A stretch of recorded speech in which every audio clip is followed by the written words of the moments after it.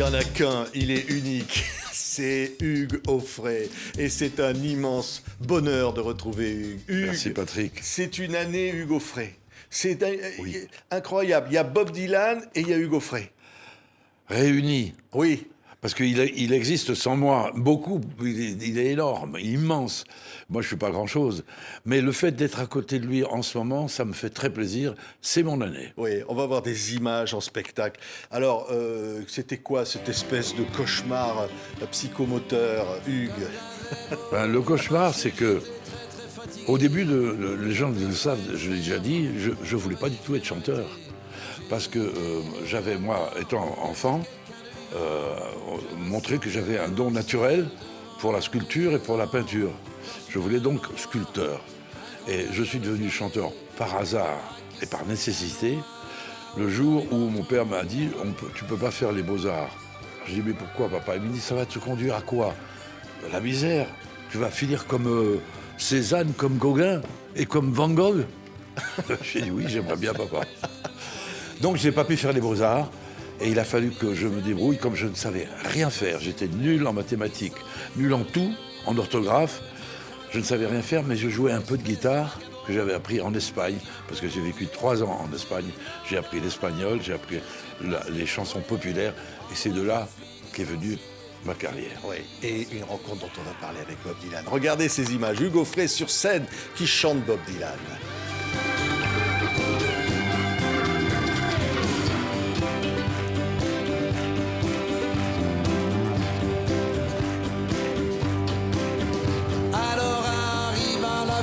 S'appelait Rita, elle semblait tout droit sortie d'un Dolce Vita.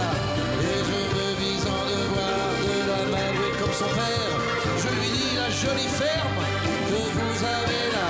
Dites-moi qu'est-ce qu'un étudiant connaît à l'agriculture. J'ai répondu brave Jean, je suis un puits de culture. Yeah. Sur scène, je dis je suis un puits d'agriculture. Non mais il faut quand même raconter parce que c'est incroyable cette rencontre en 1961 avec Dylan, le vrai Dylan, c'est à New York. Il venait de changer son nom de Robert Zimmerman sans avoir prévenu ses parents. Il s'est baptisé Bob Dylan.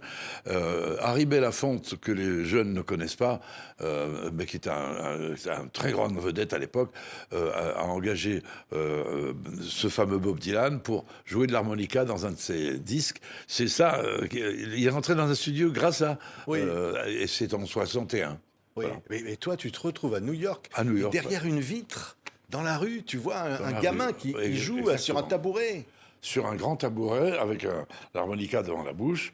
Et moi, je ne pouvais pas rentrer dans le bistrot parce que j'étais pas assez riche, j'ai pas d'argent du tout. Et j'étais à côté de la porte. Chaque fois qu'un client rentrait, j'écoutais. Et j'entendais suffisamment pour dire ce que j'entends, ce que je vois, je ne l'ai jamais entendu et je ne l'ai jamais vu. Et c'était pour moi une révélation. Une révélation d'une musique que je ne connaissais pas, la musique country et puis le folk music que incarnait Bob. C'était une découverte. Et là, j'ai dit, si c'est ça la musique, je veux bien être professionnel. Mais jusqu'à ce jour-là, je n'ai jamais voulu être chanteur. Ouais. Et alors, parmi les titres, on va raconter l'aventure de ce premier album, parce que là, il y a un coffret génial qui sort avec Hugues qui chante Bob Dylan. On va écouter évidemment la Fille du Nord. Adaptation avec Pierre Delanoë, Hugues sur scène qui chante Dylan. C'est magnifique. Si tu passes là-bas vers le nord,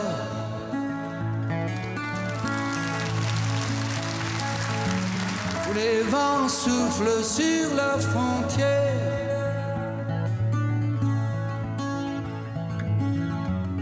n'oublie pas de donner le bonjour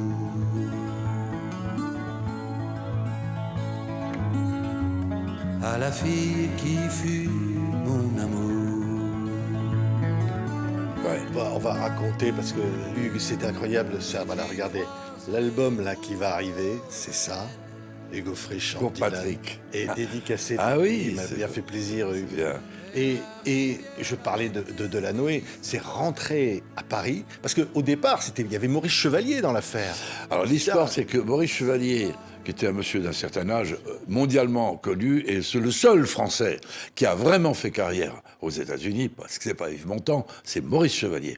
Maurice Chevalier décide de faire un concert au profit d'un hôpital où on soignait les enfants malades. Et dans sa modestie naturelle, il a dit « Je suis trop vieux, je vais venir chanter pour vous, mais je veux être accompagné par un jeune qui vous montrera ce qu'est la chanson nouvelle. » Il a fait un casting où il y avait 5 ou 6 personnes qui se sont présentées devant lui, à Marne-la-Coquette, dans sa maison, et c'est moi qui ai gagné. Oui. Alors que j'étais le plus mauvais. Ah bon? Ah oui. C'est toi qui dis ça, alors là... Non, parce que je le pense vraiment. Mais j'étais surtout le seul, à mon avis, qui n'avait pas du tout l'ambition de faire ce métier. Et je crois, je peux vous le dire aujourd'hui, parce que je suis un visionnaire, que Maurice Chevalier a vu la différence. Le côté naturel et amateur que j'avais, le courage que j'avais de m'affronter à des gens qui chantaient mieux que moi alors que je n'avais pas du tout de voix. Et il m'a pris pour ça. Mais alors, tu te retrouves donc, grâce à Maurice Chevalier, à New York, dans un grand hôtel. Voilà. Et là, tu découvres la vie à New York. Je découvre une partie du monde que je connaissais pas, mais j'avais commencé à avoir le rêve, le American Dream. Moi, tout jeune, j'ai commencé à le voir quand j'ai vu les Jeeps débarquer en Normandie. Oui. À partir de ce moment-là, pour moi, les Américains, c'était le pays de la libération, et c'est eux qui nous ont libérés. C'est pas les Russes. Non, il faut dire la vérité. Pas tout seuls, mais oui. ils ont été là, présents. Pour moi, le rêve américain était inexistant. Je voyais ça à travers les films. Gary Cooper, tous ces gens-là, c'était pour moi des héros. Et donc, je voulais aller aux États-Unis. Et quand j'ai vu Bob Dylan, j'ai dit... Peut-être que je peux venir dans ce pays parce que la musique, en tous les cas, c'est celle que j'aime. Oui. Et une histoire incroyable de ce parfait inconnu qui était Bob Dylan. Un film événement raconte ça, ces années-là, ce New York-là que tu as connu. Exactement. Hugues, regardez ce film. Perfect. Il faut aller le voir, il est formidable. Unknown. You tramped all the way from Minnesota. Why is that? I wanted to catch a spark. If you're traveling in the North Country Fair, I see no one wants to hear what a kid wrote last month. Well, I like your songs. where the winds hit heavy on the borderline, Who wrote this? He did.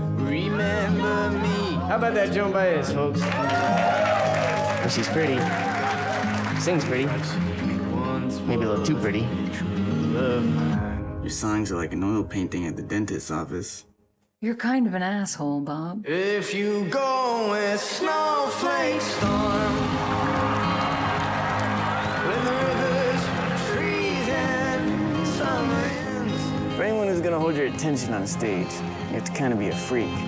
You can be beautiful or you can be ugly, but you can't be plain. Keep her from the howling winds. When's the new album out? Vraiment connu ça. C'est vraiment ça. C'est oui, vraiment c'est ça. C'était comme ça, Hugues. C'est un film, c'est beaucoup plus intéressant qu'un film. C'est surtout pas un biopic, comme on a dit, parce que ça, je déteste ça. Mais c'est une reconstitution. C'est plutôt un documentaire qu'un film. C'est tellement Bob Dylan, alors que il n'est pas physiquement à 100% Bob Dylan. Il est beaucoup plus grand que Dylan. Il chante d'une autre façon, mais c'est la même façon quand même. Et il paraît-il, alors ça c'est incroyable, qu'il s'est mis à jouer de la guitare, à apprendre à jouer de la guitare pour faire ce film. Là, ça, j'arrive pas à le croire. Parce que la fille du Nord, il fait ce qu'on appelle le fameux picking, que j'ai ramené moi aux États-Unis, en Europe. Et c'est moi qui l'ai appris à toute la génération qui est venue derrière, parce que mon disque au Fresh and Dylan, ça a été une énorme découverte pour les jeunes français. Oui. Et c'est toi qui as fait découvrir ce Dylan-là en Oui, France et en Europe, oui. que personne ne connaissait. Surtout pas Barclay. Quand j'ai dit, je vais faire un disque consacré à un poète américain qui s'appelle Bob Dylan, il m'a dit, Bob comment Bob qui? Il savait pas, je ne savais pas qui était Bob Dylan. Et Barclay a eu cette gentillesse de dire « Ok, fais ce que tu veux ». Et j'ai enregistré ce disque au Fresh and Dylan, qui a été un énorme succès. Oui. Et tu l'as amené à Salut les copains, à Philippe Aki, qui t'a dit ça... Jamais. Jamais. Il ne passera jamais à Salut les copains. Il avait trop du mal. flair, hein, parfois, hein, Philippe Aki. Hein. Ah oui, mais là, Philippe Aki s'est planté complètement, alors que c'était un type formidablement charmant et intelligent, et qui a fait beaucoup de choses très bien. Mais alors là, il s'était planté, mais il y en a plein qui se sont plantés. Delanoë, lui, il n'y croyait pas du tout. Oui. Pierre Delanoë, compositeur des chansons de Gilbert C'est moi qui l'ai Bécaud. forcé à m'aider, parce que Pierre Delanoë est un homme qui avait une qualité extraordinaire, c'est qu'il écrivait facilement, alors que moi je suis très, très bloqué. Il me faut des mois et des semaines, et quelquefois des années. Oui. J'ai mis plusieurs années avant de réussir à traduire Like a Rolling Stone. Tu veux que je te dise pourquoi ? Ben, c'est très simple. Il y a des couplets et des refrains. Les couplets, c'est facile, c'est une histoire. C'est l'histoire d'une fille de bonne famille qui se clochardise. Okay ? Mais le refrain, c'est « How does it feel? How does it feel to be on your own with no direction home ?» Comment tu peux traduire « How does it feel » ? Qu'est-ce que tu sens ? Qu'est-ce que tu éprouves ? On te jette des tomates si Dylan m'entend dire ça. Alors j'ai dit, je peux pas traduire. J'ai renoncé à la traduction, j'avais traduit les couplets et j'ai laissé le refrain de côté. Pendant des années. Et puis un beau jour, j'allais acheter des cordes de guitare à Pigalle. Il pleuvait, il faisait froid, la vie était moche. Je roulais en voiture, je montais la rue Pigalle, lentement parce qu'il y avait un embouteillage, et je vois des gens qui faisaient la queue sur le trottoir devant un magasin. Je regarde, je dis, c'est quoi ça ? On n'est pas en URSS. En URSS, ils faisaient des queues pour acheter des pommes de terre. Et quand j'arrive au niveau du magasin, je regarde et je remarquais ANPE. C'était l'agence pour l'emploi. C'était en fait des chômeurs qui faisaient cette file de sans domicile. Et alors, je suis rentré à la maison et j'ai fait mon refrain. Où vont ces files de sans domicile, cette foule sans nom, inconnue d'horizon? Et j'ai pu sortir la chanson, mais ça a pris plusieurs années. Oui, incroyable. Et d'ailleurs, Delanoë t'avait dit, c'est intraduisible. On ne pourra pas traduire cette chanson, mais par contre, écoutez celle-là. Voilà. Évidemment, c'est le début de l'aventure, Mr. Tambourine Man. Ah oui. C'est l'homme orchestre. Mais j'ai refait le texte après. Oui. Mais là, la première version, il fallait quand même mettre des mots. Il fallait mettre des mots, mais c'est pas les mots exacts. Parce Oui. qu'il y a une chose que je savais pas. J'avais pas l'information. Tambourine Man, c'était un gars qu'on appelait comme ça, qui vendait de l'herbe. Dans le quartier de New York, de Greenwich Village, il y avait tous les musiciens, tous les artistes, tout le monde fumait. Sauf un malheureux Français qui s'appelle Hugo Frey. Moi, je ne fumais pas d'herbe. Mais je ne savais pas que c'était l'histoire d'un dealer. Et donc, on ne l'a pas très très bien traduit. On a à fait mon ça, avis. vous avez fait ça, écoutez. N'a plus de voix, et mes mains n'ont plus de doigts, et mes pieds ne marchent pas. Si tu le veux, tu peux faire danser mes souliers. Alors, ça, c'est une traduction déjà. Ça, c'est le la début. première traduction. Première. Mais j'ai refait 10 ou 15 ans, 20 ans, ou 20 ans plus tard, une autre version, quand j'ai fait un truc qui s'appelle Hugo Frey transmet. Oui. Tu n'as pas le disque là. Si, il est là, regarde. Il- Hugues. Il est dans le nouveau coffret qui vient de sortir. Tout ça, il est là-dedans. Il doit y être. Et c'est un autre texte qui est conforme Oui. à l'histoire de Dylan. Mais à un moment donné, Dylan vient à Paris. Oui. Et il va venir habiter chez toi.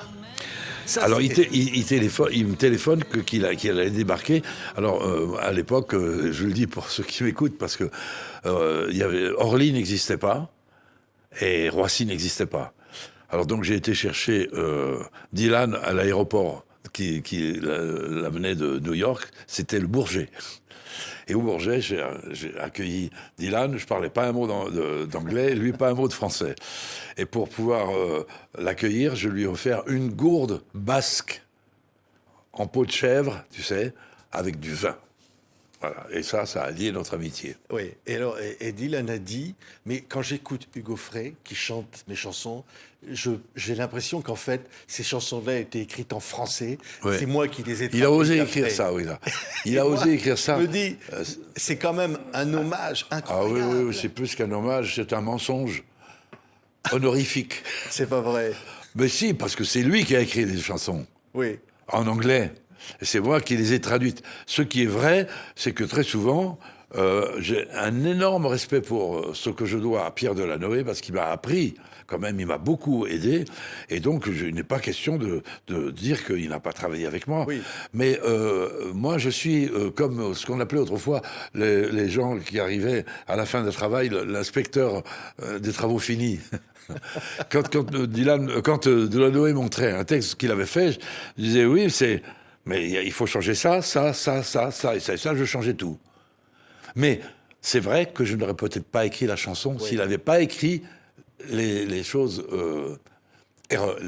s'il n'avait pas fait les erreurs. On va revoir la photo qu'on vient de voir à l'instant, signée Tony Frank.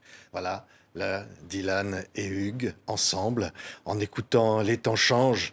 The time that are changing. Ça, Il y c'est a 60 ans, exactement. Oui. Elle a 60 cette année, ans. elle a 60. J'étais à l'Olympia l'année dernière, et le jour où je suis rentré sur scène de l'Olympia, je chantais Times Are Changing. C'était jour pour jour le jour où elle est sortie. Ouais. 60 ans après. Et, écoutez ça. Et que si vous valez la peine d'être sauvé, il est temps maintenant d'apprendre à nager, car le monde et les temps changent.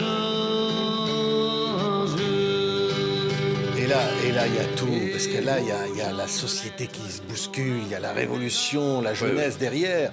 Tout ce qu'on voit d'ailleurs dans le film, un parfait inconnu. Ouais. C'est ça, ce qui se passe à ce moment-là, Hugues. Et ça, tu le vis. Ça, je l'ai vécu avec lui, mais les Français qui aiment bien classifier tout le temps les artistes en ont tout de suite fait un chanteur engagé, ce qu'il refusait. Il détestait ce mot, moi aussi. Quand on disait Hugo Frey, un chanteur engagé, on le disait d'autres artistes qui étaient effectivement engagés, parce qu'ils s'étaient engagés politiquement. Alors que moi, c'était pas politiquement. C'était moi, c'est plutôt l'humanisme que la politique. Je n'ai pas été communiste, même à l'époque où tout le monde était communiste en France, mais je n'étais pas... Tu sais, ta phrase de Coluche, quelqu'un lui a dit, mais est-ce que par hasard, tu ne serais pas un petit peu de droite, Coluche ? Il a dit, moi, de droite ? Ah non, pas du tout, mais encore moins de gauche. Et Delanoë, moi, c'est ça. Oui, mais Delanoë, c'est lui qui a écrit, qui a Lui traduit. lui était Dylan avec politiquement toi, de il droite. était de droite. Oui, oui. Donc il traduisait, on va entendre N'y pense plus. Tu Don't sais think pourquoi Twice, It's Alright, la version de Hugues avec Delanoë. Voilà. Et il traduit ça alors qu'il est Malgré de droite. Parce que Pierre Delanoë était le plus honnête homme du monde. Et il était persuadé, il avait raison, il avait une admiration pour ce qu'avait fait De Gaulle, et donc il soutenait De Gaulle, et dans la mesure où tout le monde critiquait De Gaulle, il disait « je suis gaulliste ». Eh ben, c'était pas bien vu, mais il avait du courage. Mais moi, j'ai jamais fait de politique et je n'en ferai jamais. Je suis ni de gauche, ni de droite. Écoutez, Don't Think Twice, hein. Allez, N'y pense plus. C'est fini. Quand le soleil se lèvera demain, je serai déjà loin, très loin. Il faut se quitter en chemin. Mais n'y pense plus, tout est bien. Non mais vraiment, c'est une malle au trésor ce coffret. Il y a tout ça à l'intérieur. Ouais. Il y a toutes les versions, les fois que tu as chanté Dylan. Oui, il y a tout ce que j'ai enregistré fou, de hein. Dylan est là-dedans. Mais oui. Et alors, je pensais à Delanoë, la rencontre avec Delanoë. C'était un autre monde, la première fois où tu rencontres Delanoë. Alors, j'ai rencontré Delanoë intimement. Il était directeur d'Europe numéro 1. Et à cette époque-là, un pianiste qui venait m'écouter dans le cabaret où je passais m'a dit « Il faut que tu te présentes à un concours qui s'appelle les numéros 1 de demain.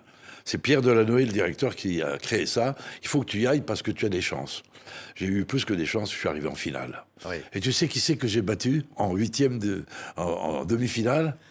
Un type qui avait beaucoup plus de talent que moi, qui avait vraiment l'ambition de faire quelque chose dans ce métier. Et il a réussi. Et combien ? C'est Jacques Revaux. Oui, qui était Jacques chanteur. Qui était chanteur et qui est arrivé avec une belle petite gueule, une guitare électrique que moi j'avais pas, et il avait tout pour gagner. Eh ben je l'ai battu en 8e de finale et je suis arrivé en finale, moi. Ouais, mais il faut pour dire tous ceux qui ne le savent peut-être pas, c'est Jacques Revaux qui a composé la musique des Lacs du Connemara. C'est lui qui a fait la vraie musique. La Maladie d'amour et My Way. My Way, c'est Jacques Revaux, c'est personne d'autre. C'est vrai que My Way, il te l'a proposé en premier la chanson. Pas Il est vraiment. venu dîner, Oui, il est venu dîner, mais il t'a dit Hugues, j'ai une musique pour Et toi. tu sais ce que je lui ai dit? Je lui ai dit, c'est pas une musique pour moi. Ta chanson, elle est très bien, mais la musique, elle n'est pas pour moi. Et je continue à dire que le public qui fut le mien n'attendait pas à ce que je chante une chanson comme My Way. Oui, non mais tu te rends compte, c'est un succès mondial. Mais je sais bien. Chanté par mais Frank pour les Sinatra. gens, pour les gens qui avaient de l'ambition, il fallait avoir des chansons mondiales. Mais moi, je n'avais pas du tout d'ambition, donc ça m'était égal de ne pas être mondialement reconnu, dans la mesure où c'était pas une chanson que je ressentais. Mais il paraît que tu lui as dit, il faut changer la musique à un moment. Ça, il t'a dit ça, mais ça, c'est pas tout à fait précis. Ça, je me souviens pas de ce détail. Mais officiellement, c'est Claude François qui a co-signé la musique avec Jacques Revaux de My Way. Oui, mais ça c'est pas Claude François qui a fait la musique. Il a rien fait. Mais pourtant, il l'a chanté. C'est lui qui est Je vais te dire, le chanteur, il est comme sur un cheval, comme le jockey sur un cheval. Quand le cheval gagne le Grand Prix de l'Arc de Triomphe, c'est le cheval quand même qui a couru, mais c'est le jockey qui a les honneurs. Eh bien, c'est pareil. Pour le type qui chante la chanson et qui en fait un succès, il a quand même un mérite. Mais Revaux dit qu'il a composé la première note. Qu'il a dit, voilà, il faut commencer, il manque une note. Je sais pas, on raconte beaucoup d'histoires, mais ce que je dis ici, face à la caméra, et aux jeunes qui écoutent, c'est pas Claude François qui a fait la musique de My Way, c'est Jacques Revaux. Ah oui, bah, tu as des ennuis avec les enfants de Je m'en fous. François. Je m'en fous pas mal d'avoir des ennuis avec... Ils sont héritiers de tout ça. Oui, mais moi, je n'ai pas d'ennuis avec moi. Oui. Parce que moi, je dis ce que je pense et j'essaye toujours de dire la vérité. Oui, mais Claude François qui va arriver avec sa chanson coécrite avec Evelyne Bugui, qui était une copine à toi, évidemment, Belle, belle, belle. C'est Evelyne Bugui. Oui, mais Belle, belle, belle, c'est pas moi qui chantais ça. Non, mais c'est... C'est pas une chanson pour moi, Belle, belle, belle. Oui. Par contre, il y a une chanson qui était pour moi, que Claude François a enregistrée, et j'ai pas eu le temps de lui dire ne le fais pas parce que c'est moi qui vais le faire, c'est Si j'avais un marteau. Ah oui. C'est une chanson du folk song. If I had a hammer. Et c'était les Peter, Paul and Mary qui chantaient ça. Donc c'est normalement moi qui aurais dû faire ça. Mais tu as une anecdote avec Clo-Clo, c'est qu'à un moment donné, tu as failli chanter du Claude François sur scène. Non, à vous. Ah oui, la première fois, je deviens vedette, ça y est, on me confie le rôle de la vedette sur une scène, et pas n'importe quelle scène, le Casino de Deauville, où tous les gens du show business allaient en vacances. Il y avait donc les directeurs de RTL, les directeurs de Europe 1, de l'ORTF, tout le monde. Et donc, il y a un présentateur qui me dit Monsieur Auffret, je vais vous présenter, qu'est-ce qu'il faut que je dise? Je lui dis, vous dites ce que vous voulez, vous avez des renseignements, dites ce que vous voulez. Alors, il arrive sur scène, devant le rideau, et il dit, mesdames et messieurs, maintenant, le moment est venu d'accueillir celui que vous attendez tous, celui que les jeunes veulent entendre. Voici Claude François. Un éclat de rire gigantesque dans le Casino de Deauville, et je rentre, moi, j'étais pas fâché, j'ai rigolé parce que c'était tellement drôle. Il me connaissait pas. Et il connaissait pas Claude François. Donc, on lui a parlé de Claude François. Il a dit Claude François. Ah oui. Ouais, comme une pierre qui roule. Tu nous as raconté l'histoire de cette chanson, de cette adaptation de Dylan, Like a Rolling Stone, tout à l'heure. On l'entend là, justement. C'était en live au Casino de Paris. C'est dans le coffret, là. Hein, tu sais comment je l'appelle, ce coffret? Ouais. Le U-coffret. C'est vrai? Oui, le U-coffret. Écoutez ça. J'ai proposé ça à l'Universal. Tu aimais tant plaisanter et te moquer des premiers ça t'amusait. Tu parles moins qu'hier. Et tu fais bien moins la fière. Quand tu pointes à la cantine le cœur en exil. Moi, je dis, la nouvelle version de quand tu te pointes à la cantine des restaurants du cœur. Extraordinaire. Ça, c'est la chanson qui a révolutionné la Ouais. carrière de Dylan. Ouais. C'est la chanson où il est passé à l'électrique. Après le folk, il a pris une guitare électrique. Et je suis fier d'avoir réussi à la traduire, et surtout que Dylan, quand je lui fais écouter la version que j'ai mis tellement longtemps avant de me décider à écrire, ouvre ses fils de son domicile. Quand on a traduit ça en anglais pour lui, parce qu'il ne savait pas ce que ça voulait dire, il a dit, mais c'est ça que c'est le sens de la chanson. Donc moi, je le dis, il y a des gens qui ont certainement critiqué beaucoup mes traductions parce que c'était pas mot pour mot, mais c'est toujours la pensée. J'ai toujours fait passer la pensée de Dylan avant les mots. Là, on te voit avec Dylan, boulevard Saint-Michel. Alors, il a un appareil photo. Personne ne le connaît dans la rue. Là, cette photo-là qu'on voit, personne ne connaît Dylan. Il faut se balader dans les rues de Paris. Hein. Je me balade, on descendait le boulevard Saint-Michel et on regardait les magasins et on venait de voir une vitrine. Et dans la vitrine, il y avait des vestes de garçons d'hommes. Alors, il a voulu rentrer, il est rentré, et puis il a essayé une veste en cuir noir. Il était très bien, je dis oui, perfect for you. Et alors, il a voulu sortir de l'argent pour payer. J'ai dit non, c'est moi qui paye. Et je lui ai offert, et il a chanté avec cette veste en cuir. Vous l'avez vu dans des tas de films, de concerts, où il a la veste en cuir noir. Ouais. C'est moi ça vient du boulevard Saint-Michel. Ouais. Alors, un mot, parce qu'on a vu aussi des belles photos de Tony Frank, ton pote Tony, photographe merveilleux. Ah, ouais. Comment il était Dylan quand tu l'hébergeais, là? Il était comment tu vis? Comment ça se passait? Dylan, c'est un type qui marche à l'instinct, puisque moi, il ne comprenait pas ce que je disais en français. Tony Frank se débrouillait en anglais. Et quand je présentais Tony Frank, il a accepté tout de suite parce que quand j'ai connu Tony Frank, on a sonné à la porte de chez moi, rue Sancier, et j'ai ouvert la porte et j'ai vu un type avec des cheveux frisés. J'ai cru que c'était Bob Dylan. Il ressemblait à Bob Dylan avec la coiffure. Et il était tout jeune, tout timide, il devait avoir 18 ans, avec un petit Rolleiflex, et il m'a dit « j'aimerais faire des photos ». J'ai dit, moi, je déteste les photographes et je déteste les photos. Mais comme il faut que j'ai un photographe avec moi dans ma vie, ça sera toi. Ouais. Et donc, il a été mon photographe jusqu'au jour où Johnny a dit, il faut que tu choisisses entre Hugues et moi. Johnny. Ah bon? Ouais. Ah, carrément. Allez, Johnny n'était pas... Johnny était un type qui m'aimait beaucoup. Oui. Mais il était très intelligent. Il passait pour pas très intelligent alors qu'il était très intelligent. Il avait compris son métier. Il a compris qu'il fallait qu'il ait un photographe à lui. Et il a compris qu'il ne pouvait pas se partager avec un autre. Donc il a dit à Tony, il faut que tu choisisses entre Hugues et Johnny. Quand Tony Frank m'a dit ça, j'ai dit, écoute, n'hésite pas une seconde, va avec Johnny. Avec Johnny, tu vas gagner de l'argent, mais avec moi, tu ne vas pas en gagner. Et je crois que j'ai bien fait. Toi, t'as jamais gagné de pognon, toi? Si, j'en ai gagné beaucoup, mais on m'a tout volé. Ah bon? Tout. Y compris des chansons que j'ai traduites ou que j'ai écrites et qui ne sont pas signées de mon nom. Ah bon? Ah ouais. Ah, on t'a piqué des tas de trucs? Oui. Oh, est-ce que je peux te dire des choses?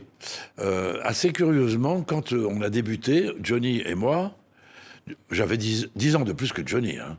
J'étais le plus vieux des jeunes, voilà. Et son frère, Lee Hallyday, il m'avait repéré. Vraiment, il m'avait repéré.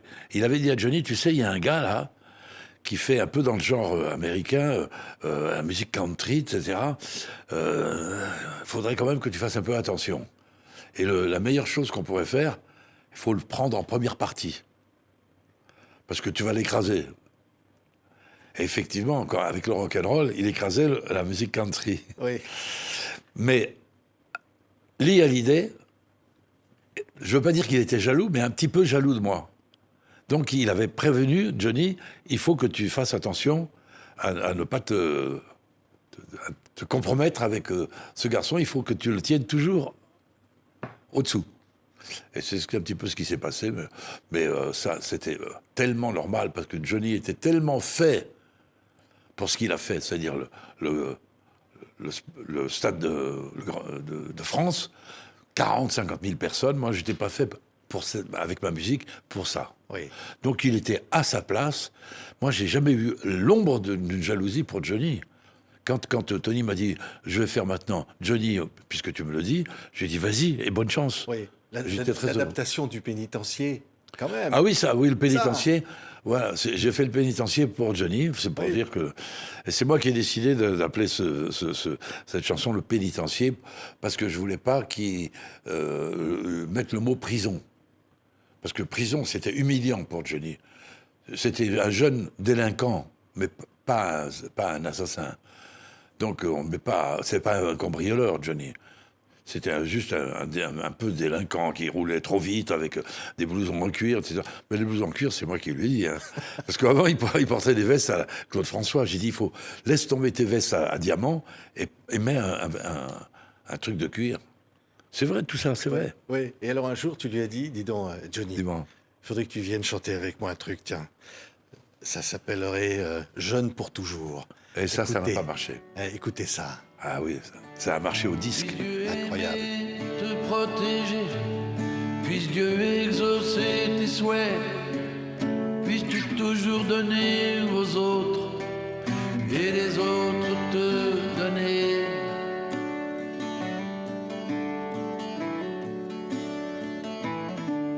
Puisses-tu bâtir cette échelle aux étoiles, gravir toutes les marches du ciel.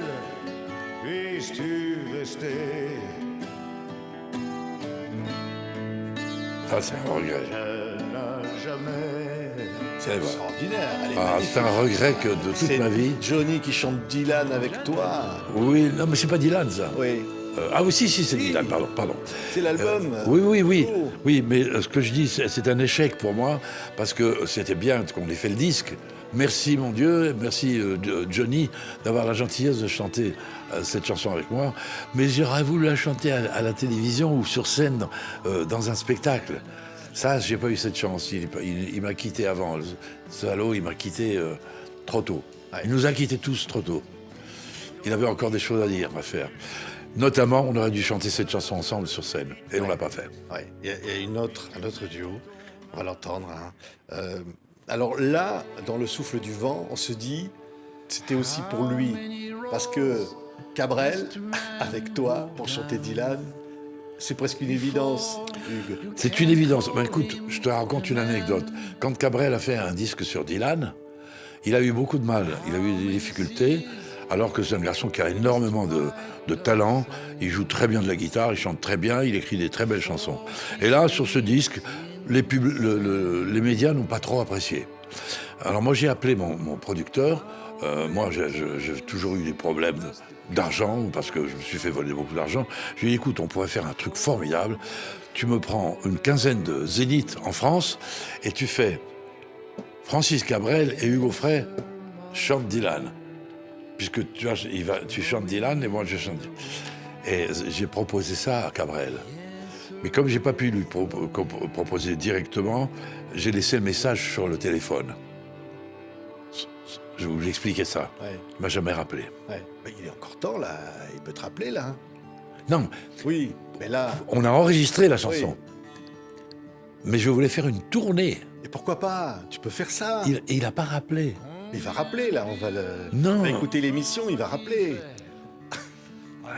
Ah, c'est... Francis. Tu veux dire que c'est pas trop tard. Si tu m'entends, Francis, je crois que ou bien tu n'as pas été informé que j'avais désiré faire ça, mais une tournée spéciale, unique, on n'en fera qu'une, ensemble, on décide de chanter 7 à 8 chansons de Dylan, qu'on a traduit tous les deux, chacun à sa façon, et on fait un grand spectacle au Stade de France. Allez, si ça a lieu, je sais que ça sera... Ça sera pour moi la possibilité d'aller au stade.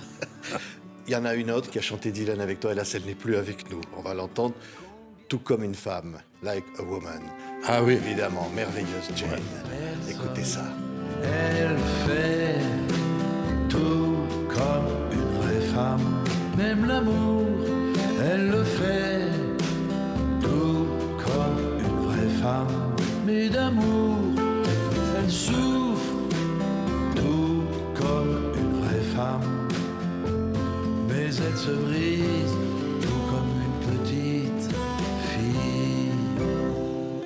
Ça, c'est un texte que j'ai écrit tout seul. Hein. Queen Mary, she is my friend. Yes, I believe I'll go and see her again. Nobody has to guess that baby can't be blessed till she sees finally that she's like all the rest. With her father. Émouvant d'entendre la voix de Jane Birkin. Ouais, c'est un texte, c'est une série de chansons que j'ai fait tout seul, sans Pierre Delanoë. Mais chaque fois que je parle de Pierre Delanoë, j'ajoute que j'ai énormément de respect pour Pierre Delanoë, qui était un hyper doué, un homme charmant et honnête. Voilà. Mais à un moment donné, c'est vrai que il y a eu même une espèce d'enquête pour savoir si j'écrivais vraiment. Quand je mettais mon nom à côté de Delanoë, il y a eu une enquête de la SACEM pour savoir si c'était vrai. Ouais. Oui, enfin c'est comme ça. C'était vrai pourtant. Oui, c'est vrai pourtant. Oui, ça. Ouais, c'est comme ça. Oui, c'est comme ça. Tiens, le jour où le bateau viendra. La version, première version. Tiens. Ce jour-là. Ça, tiens, chante-nous là. Tu t'en souviens de ça? Ah oui, j'en souviens. Ouais. Ouais. Mais j'ai pas dit mon dernier mot, je te le dis tout de suite. Ouais. Faut attendre la fin de l'année 25. Tu vas voir, vers le mois d'octobre, novembre, décembre prochain. Ouais. Vous serez étonnant. C'est incroyable, écoutez ça. Danseront avec les navires et tout le sable s'envolera. Et vous entendrez l'océan chanter le jour où le bateau viendra. Non, mais c'est tellement génial.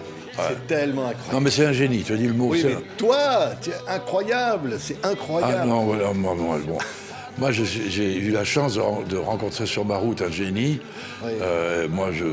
Et qui a changé complètement ma vie, parce qu'effectivement, le sculpteur et le peintre que je voulais être a complètement raté ça. Pas complètement, parce que j'ai pas dit mon dernier mot dans ce domaine-là. J'ai quand même fait un très beau bronze sculpté de Bob Dylan que tu as peut-être vu déjà, je ne sais pas. Et il est bien, il est réussi. Je l'ai vu encore hier avec un journaliste qui dit « C'est pas toi qui as fait ça ?» J'ai dit « C'est moi. » Ouais, on le voit sur la pochette de ce disque New York. Ah, c'est pas celui-là. Ah, c'en est un autre. Alors celui-là, je l'ai fait pour Mondino. Parce que Mondino a dit « Je veux bien faire ta pochette de disque à condition que tu fasses un portrait de Dylan. » Ah oui. Alors j'ai dit « Mais tu viens quand pour la photo ?» Il me dit « Demain. » Je dis « Autrement dit, il faut que dans la nuit, je fasse. » Et dans la nuit, j'ai fait ça. Oui, dis-moi, c'est ce qui est incroyable, Hugues. Voilà. C'est tout ce que tu as vécu avec Dylan. Par exemple, ce concert à Paris avec Martin Luther King en première partie où tu chantes Dylan. Oui. Quel souvenir tu as de ça? Martin Luther King, pour moi, c'était une rencontre naturelle, puisque moi, j'ai toute ma vie, même étant bien avant, c'est-à-dire en 1942, c'est-à-dire que je venais de rentrer à l'école de Sorèze, dans le Tarn, où j'étais en 6e. Il y a eu, à l'occasion d'une fête dans le collège, il y avait des parents qui étaient venus, etc. Et il y a eu une petite bagarre, parce qu'il y a un garçon qui a insulté, devant moi, une petite jeune fille qui était la sœur d'un élève, pour sa couleur de peau. Et moi, je suis arrivé, je lui ai dit, on ne parle pas comme ça aux filles. Et je lui ai mis mon poing dans la figure, il est tombé, évidemment, et moi, je me suis cassé le bras. Aïe, aïe, aïe. Et donc, j'avais 12 ans. Ouais. Et donc, ma première bagarre pour la défense, pour la lutte contre le racisme, elle date de l'âge de 12 ans. Ouais. Et donc, tu rencontres Martin Luther King. Oui. Là, il y a des photos, on vous voit ensemble, vous êtes là. Et Il m'a remercié, il m'a envoyé une lettre formidable, que j'ai d'ailleurs conservée, pour me remercier du concert. Oui. Ce qui est fou, on va voir des images, Hugues, grâce à nos amis de la télévision suisse. Regardez, Hugues Aufray, en tournée tous les soirs dans une ville différente. Regardez ce que c'était la folie de Hugues Aufray. Il faut battre la chanson pendant qu'elle est chaude. D'ailleurs, les industriels de la chanson ont leur œil noir fixé sur les recettes. À la rentrée, ce sera l'Olympia ou bien les galas de bienfaisance. Aujourd'hui, pour gagner d'Yvonne, Hugues Aufray a fait, combien, 620 km? Demain, il en fera encore 5 ou 600, et puis après-demain, On voit que je suis c'est tous les timide quand jours même. hein. Bordeaux-Paris pour les idoles.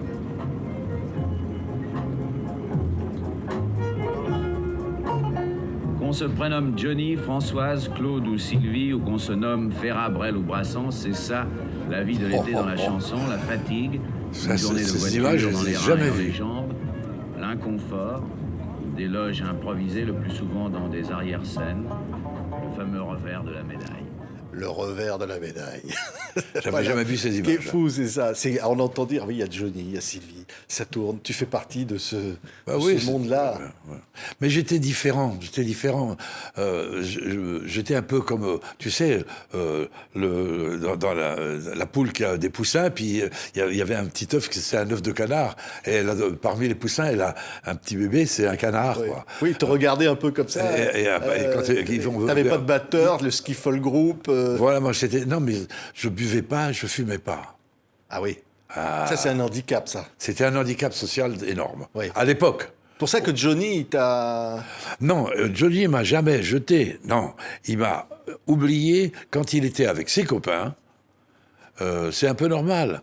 Moi, c'est un peu la même chose avec Renaud. Renaud et moi c'est comme un petit frère, Renaud. J'adore Renaud et il m'aime beaucoup. Mais quand il est avec, par exemple, la bande à Renaud, quand il a fait son disque, j'y suis pas. Voilà, c'est que des gars qui qui le suivaient un petit peu après le spectacle, ça picolait, ça buvait, ça Ça, fumait. tu as dit non, je suivrai pas, même pour les copains, j'irai pas me droguer. Parce qu'il y avait beaucoup ça dans le show. Ouais, mais je l'ai jamais dit ouvertement comme ça. Quand on me disait tu as quelque chose à boire, j'ai dit non. Tu bois pas? Non, je bois pas d'alcool. Ah bon, tu es malade? Oui. Parce que ne pas boire d'alcool, on était malade. Ah oui. Et donc, du coup, ben, ça t'a mis à l'écart, quoi. Oui, ça, c'est moi qui me suis mis à l'écart, involontairement, mais finalement, c'est moi le responsable. Oui. Et tu te dis, ça t'a sauvé aussi. Parce que on a vu comment est mort Jodassin, on a vu... Ah tout oui, ce qui c'est s'est vrai. Non, passé. mais tu as raison. Non. Ouais. Mais j'ai pas fait ça par une philosophie comment dirais-je, autoritaire.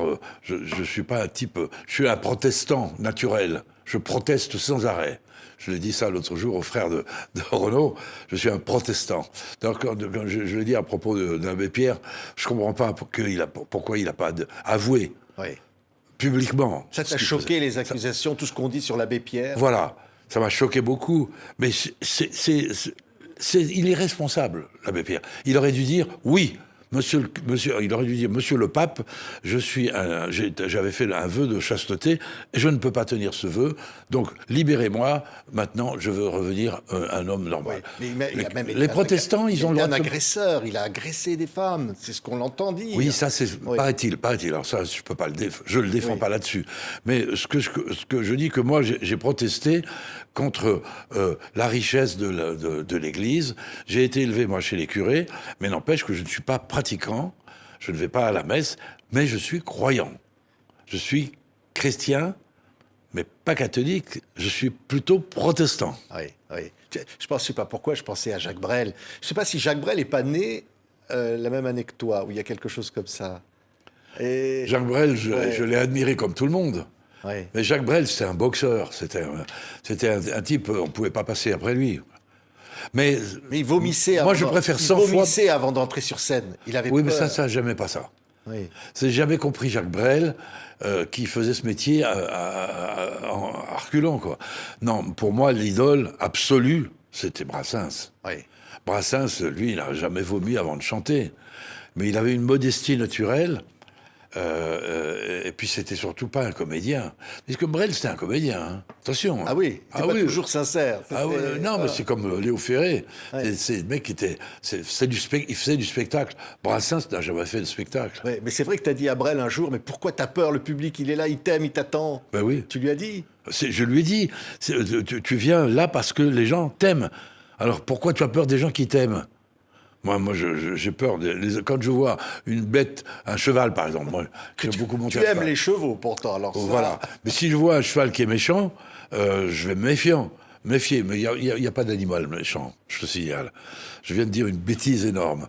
Les animaux, ils sont pas méchants. Oui. Et ils ont faim, quelquefois, alors il faut qu'ils mangent.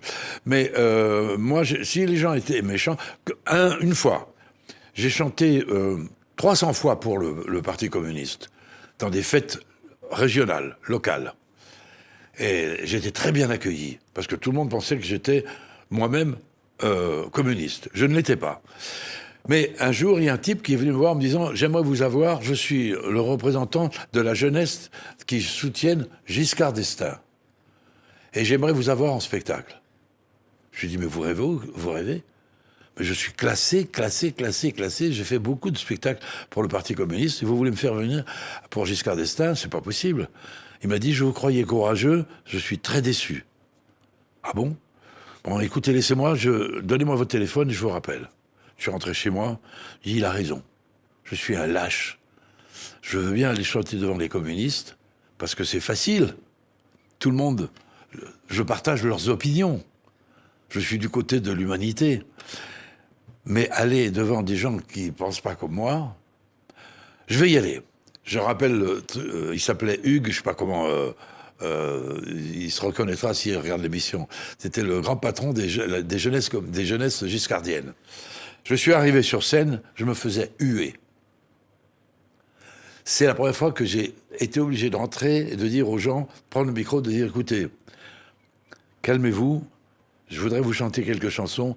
Si vous n'en avez pas aimé, vous pourrez me huer, mais pas avant que j'ai chanté. Laissez-moi m'exprimer. Alors, il y a eu des bravos, et j'ai fait mon concert. Et je suis parti avec un triomphe. Mais c'est pour te dire, et je n'ai plus jamais fait de concert pour le Parti communiste, ils ne m'ont plus jamais appelé. C'est la différence. C'est ce qui fait que Coluche dit je ne suis pas de droite, mais encore moins communiste. Coluche, qui était ton pote, quand même. Ah oui, il m'aimait beaucoup, Coluche. Ouais. Et je l'aimais beaucoup. Ouais. Ça, c'est vraiment... Quand je vois Coluche, quand je vois les gens d'aujourd'hui qui se disent comiques, c'est... Ah ouais. Les pauvres malheureux. Il y en a qui ne te font pas rigoler. Ils me font pitié, oui, ils ne font pas rigoler. Ouais. Les humoristes d'aujourd'hui sont tristes. Et je comprends qu'ils soient tristes, parce qu'ils pensent que Coluche est parti et ils sont tristes. Oui. Il y en a un avec qui tu t'es pas entendu, c'est Henri-Georges Clouzot, réalisateur de La Vérité. Ah oui. Un film, on avait la chance d'avoir Hugo Frey comédien avec Brigitte Bardot. Voilà. Un grand film. J'avais gagné le casting organisé pour Clouzot. C'est moi qui avais été repéré. Donc je suis venu tourner pendant 3 jours avec Brigitte. C'était une épreuve pour moi, parce que j'avais jamais fait ça. Et à un moment donné, j'ai dû bafouiller. J'ai pas dit le texte intégralement. Et Clouzot m'a traité de petit con, tu connais un petit connard. Il m'a insulté. Oh là là là là. J'ai dit, écoutez, moi, mon père ne m'a pas jamais parlé comme ça. Alors moi, ou bien je vous mets mon poing dans la gueule et vous me mettez dehors, ou bien je m'en vais tout de suite. Je choisis de m'en aller. Ouais. Et j'ai pas fait le film. Et Brigitte, Voilà. comment elle a réagi? Brigitte, elle a très bien réagi, elle était très gentille, elle n'a jamais dit de mal de moi, mais je crois que Samy Frey, qui était la copine de ma sœur, Oui, c'est-à-dire qu'ils dormaient ensemble, ouais. et il habitait chez nous, à la maison. Il était nourri par ma maman et par Pascal. Il était un jeune comédien inconnu. Et il a été pris. C'est Jean-Jacques Debout qui a dit, il y a un type formidable qu'il faut que tu vois. Et il a raison, parce que c'était un comédien. Oui. Samy Frey est un comédien, Hugo Frey n'est pas un comédien. Et puis Samy Frey va sortir avec Brigitte Bardot, va avoir une aventure. C'est-à-dire qu'il a sauté du lit de ma sœur au lit de Bardot. Oui. Ça s'est fait en une nuit. Oui. Et Bardot n'a jamais sauté du lit de Samy Frey au lit de Hugo Frey. Non, mais je ne dirai jamais de mal de Bardot parce qu'elle a beaucoup de talent. Et ce qu'elle a fait, elle a consacré sa vie pour s'occuper des bêtes. Et ça, je trouve que c'est extraordinaire. On a rigolé, on s'est moqué d'elle beaucoup. Et les gens, d'ailleurs, que j'aime en général, on s'est moqué d'eux pendant longtemps. Mais il y a un moment donné, il faut que la vérité apparaisse. Brigitte, c'est une fille formidable. Elle a consacré sa vie à sauver des animaux qui souffraient. Oui. Et ça, à cause de ça, chapeau. Oui. J'adore Brigitte Bardot. On parle d'animaux. J'espère qu'elle va entendre ce que je viens de dire. J'espère. Un rossignol anglais. C'est vrai que là, il fallait y penser. Parce que, moi, je sais pas, je connais... Oui, parce que tout le monde chantait en anglais. Rossignol, hein? Comment il s'appelle, notre ami, on a parlé qui a fait la chanson My Way. Jacques Revaux. Jacques Revaux chantait en yaourt. Ah oui. C'était du faux anglais. Tout le monde faisait des maquettes avec du faux anglais. Et c'est d'ailleurs parce qu'il m'avait présenté cette chanson en faux anglais que j'ai pas aimé. Qui était My Way. Ouais, My Way. C'est pour ça que j'ai fait le rossignol anglais. On a compris. Chante, rossignol, moi je vais te chanter en français. Écoute, on a un document, regarde. C'est un jeune chanteur qui va aller loin, écoutez ça.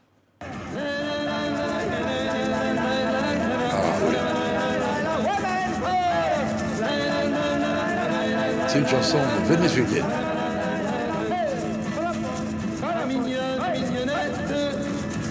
Emmène-moi dans ta maison, cache-moi dans ta cachette, je te dirai des chansons, je me ferai sourire, je te promets d'être sage, et quand tu diras la nuit, je te tournerai de page.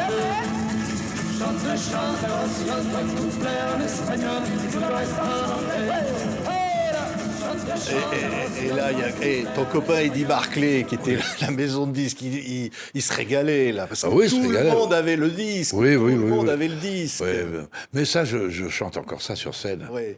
Mais c'est un triomphe, un raz-de-marée. Oui, c'était... Toute la France chantait ça. Oh, pas toute la France, mais une partie, oui. Et regarde, là, c'est l'intégrale. Hein. Là, c'est... 434 chansons enregistrées par Hugo Frey. C'est pas moi qui les ai composées toutes, mais c'est moi qui les ai enregistrées. 330. Si vous en connaissez 3 ou 4, si vous en connaissez 4 ou 5 chansons à moi, il vous en manque encore plus de 300. Regardez la gueule. Ah oui. J'avais fait c'est pas un biopic, mais un truc, tu sais, pour les revues, pour les femmes de ménage qui aimaient bien... comment ça s'appelait, avec des romans photos. Oui. Ben, j'incarne Robin des Bois. Ah oui. Oui, j'ai fait un Robin des Bois. Je vais le rééditer, quoi. Je vais me débrouiller pour le rééditer en photo parce que j'ai une belle gueule. Ouais. Si je te dis debout les gars, réveillez-vous, il va falloir en mettre un coup. Oui. Et là, t'as toute la France pareil, qui est tous les jours, elle entend la chanson. J'ai tout le régiment du 27e bataillon de chasseurs alpins à Annecy qui chante ma chanson parce que j'ai été au 27 à Annecy, que j'adore et que je dis quel dommage pour les jeunes d'aujourd'hui qu'ils ne puissent pas être, après avoir été scout, je n'ai jamais été scout, mais le scoutisme, ça existait et ça existe encore. Après ça, ils faisaient le service militaire. Et là... C'était formidable parce qu'ils passaient leur temps à faire des choses beaucoup plus intelligentes que de brûler des voitures pour Noël. C'est vrai. Tiens, écoutez, debout les gars, réveillez-vous. Hugo Frey. Il ne faut pas se dégonfler devant des tonnes de rochers. On va faire un 14 juillet à coup de dynamite. Debout les gars, réveillez-vous, il va falloir en mettre. Ça, c'est... Debout les gars, réveillez-vous, on va au bout du monde. Encore un mètre et 2 et 3. C'est pour les gars qui construisaient des routes. Alors, des autoroutes. Tu me dis, c'est pour des gars qui construisaient des routes, ça. Des autoroutes. Des autoroutes. Oui. Et donc, évidemment, ça leur donnait envie de debout les gars, voilà. réveillez-vous. Hein. Comment c'est la société, j'ai oublié. Peu importe. J'avais fait ça parce que nous, on souffrait beaucoup sur les routes en voiture. Par exemple, Paris-Marseille pour un concert ou Paris-Nice. Je ne sais pas si tu imagines, avec des voitures normales, sans autoroute. C'est 14-15 heures de route en voiture. Avec les musiciens, on arrivait, on était épuisés. J'ai dit vivement que ça soit comme en Allemagne, ou aux États-Unis, des autoroutes. Alors, c'est pour engager les sociétés à faire des autoroutes que j'ai chanté, enregistré cette chanson. Tu vas pouvoir prendre des autoroutes, Hugues, parce que je t'annonce que tu vas chanter à Lille, à Biarritz, au Touquet, à Barbière, à Béziers, Amiens, Bordeaux, Arras, Versailles, Lyon, Angers, La Baule, Perpignan, jouer les Tours, Plougastel. C'est l'année Hugo Frey. C'est l'année Hugo Frey. Ouais. Mais moi, ce que j'attends avec impatience, c'est la fin de l'année. Hein. J'espère pouvoir faire quelque chose qui va vous surprendre. Ah oui. Oui. Ah ben ça m'intéresse. On verra. Ah oui. Ah, je te dis rien. Ah oui. Je te préviendrai avant pour que tu sais, il y a un truc dont on n'a pas du tout parlé dans l'émission, c'est que la question que tout le monde te pose tout le temps, c'est comment tu fais 95 ans, Hugues. 95 ans. La réponse est simple. je suis quelqu'un qui a le sentiment qu'on a tous quelque chose à faire sur cette terre. Et il faut le faire. Et je ne l'ai pas encore fait complètement. J'ai commencé un travail par hasard et par nécessité. Maintenant, je veux aller beaucoup plus loin. Je veux que ça aboutisse. Donc, j'irai jusqu'au bout. Et c'est quoi le bout? Ah ben, le bout, c'est que la confirmation que j'étais quand même un petit peu un peintre et un petit peu un sculpteur, mais aussi un petit peu un chanteur qui faisait des chansons et qui avait un message. Parce que moi, je ne suis pas Dylan, je veux bien qu'on me compare à un facteur, je viens apporter un message d'espoir. Je suis pour quelqu'un qui transmet l'espoir à ceux qui l'ont plus. Voilà. Merci Hugues. Tiens, je ne sais pas ce qu'on pourrait écouter. La Fille du Nord, peut-être. Je ne sais pas si on a ça en magasin pour se quitter. Voilà. Parce que. Non, mais ton accueil, là. Hein, tu fais partie des gens que j'ai notés, quoi, qui sont comme ça. Mais c'est des gens comme toi qui peuvent aider.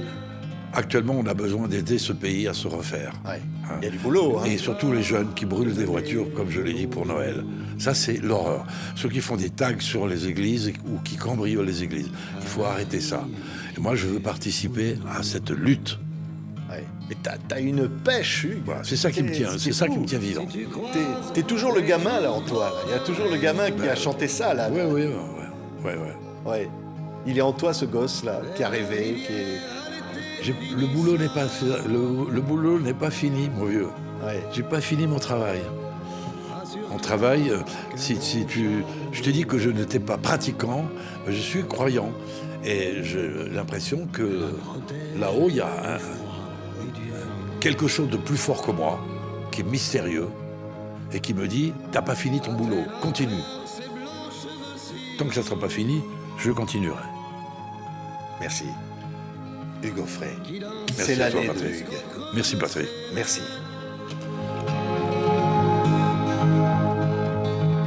A-t-elle encore ses blonds cheveux si